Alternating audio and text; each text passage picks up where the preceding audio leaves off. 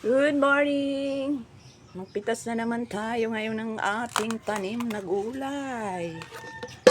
Agoy! Nalaglag yung pangdilig. Ayan.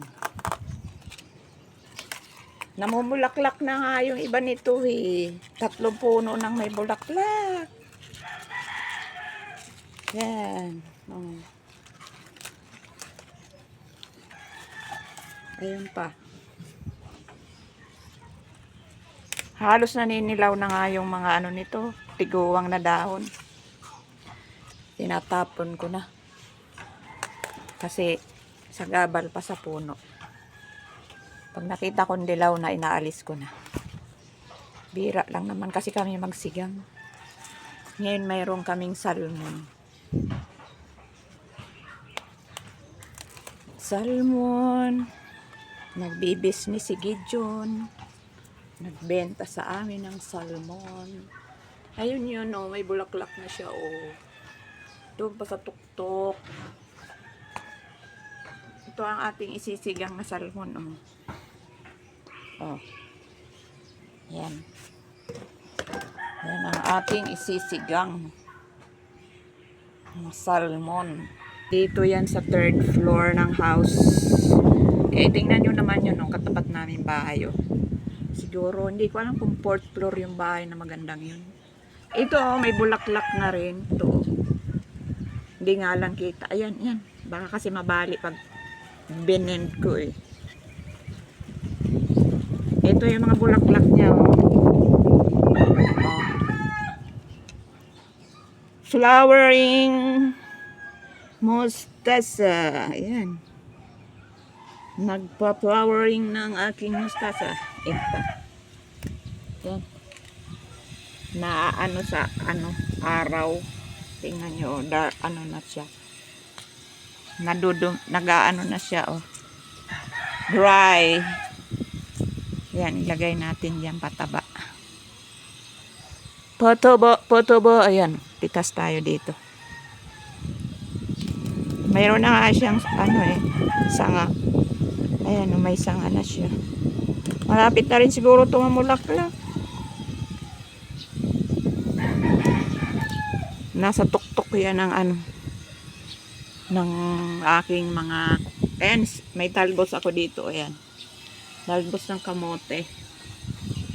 Ito naman ay alugbati. May kangkong. Ayan, kangkong ko, oh, may bulaklak na. Yan, puting bulaklak. Tapos magiging bunga yan, pantanim na naman. Halo-halo na dito ang aking tanim. Halo-halong gulay sila. Dito ko kasi yan inilalagay kasi nga mas gusto ng halaman ang morning sunshine. Tapos ito yung aking sibuyas, oh. Pampaalis ng langsa. Yan.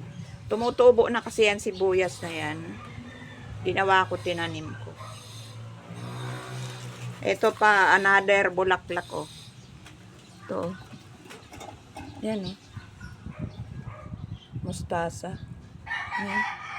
Lumusot na siya dyan, oh. Lumusot na. Ang puno niya, ito. Ayan. Ayan, naninilaw na siya. Sobra na siyang, over tiguwang na. Nakahingi nga dito si Timilit. 11 dahon. Ang rupok lang baga pitasin ng dahon niya. Ayan, oh, naninilaw na. Tiguwang na kasi yan, eh. Namulaklak na nga, eh. Tiguwang na. Ako lang nagbibideo ng pagpitas nito. Ayan, ang lapad ng dahon, oh. Tingnan nyo naman, oh. Oh. Sobrang taba. Mahigit 1 dangkal ko yan. Oh. Patok ko dyan. Oh. Mahigit 1 dangkal. Ang haba na yan, oh. Sing haba na yan ng patungan ng biskwit. Ang dami na natin napitas. Itong isang ito, oh, hindi pa napipitasan. Then, hindi pa yung napipitasan eh. Kaya sayad pa sa lupa yung pinakadahon niya. Dalawa kasi yan nakatanim sa isang mahabang Tupperware. Kaya iyaan, maliit pa yan siya noon. Hindi ko yan pinipitasan. Ngayon, lumaki na siya. Kailangan ng bawasan ang dahon. Ang dahon ni Madam. Ayan, dami na. Sampalanggana na to. Hindi naman ako ang magluluto nito. Dasa natin dito. Sa aking CR. Dito kasi ang CR ko sa taas. Dami na oh. Yan, dilaw na yan. Aalisin ko yan. Ilalagay yan sa ano, mga patabang lupa. Babaon. Para pampataba din yan. Ayan, nanilaki siya. Kasi tiguwang na yan. Diba, ang dami na. Tutang lang tutay na. Kasi gusto nito 2 beses didiligan isang araw.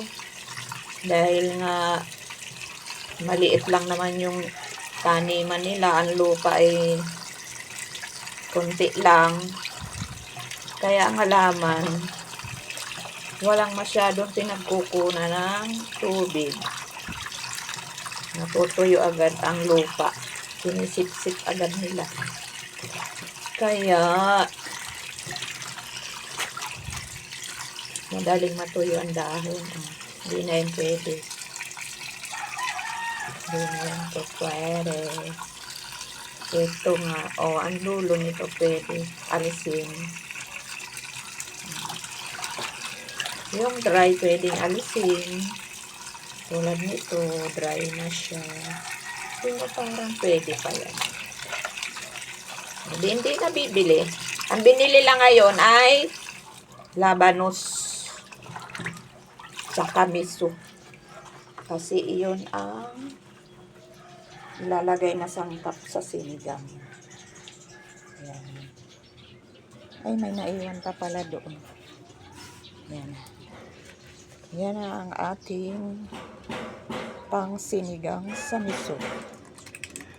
Sariling tanim. Sariling tanim na gulay. Yan. Yan. Ayan na. Bahala na yung magluluto niyan. Ako ay tagapitas lang.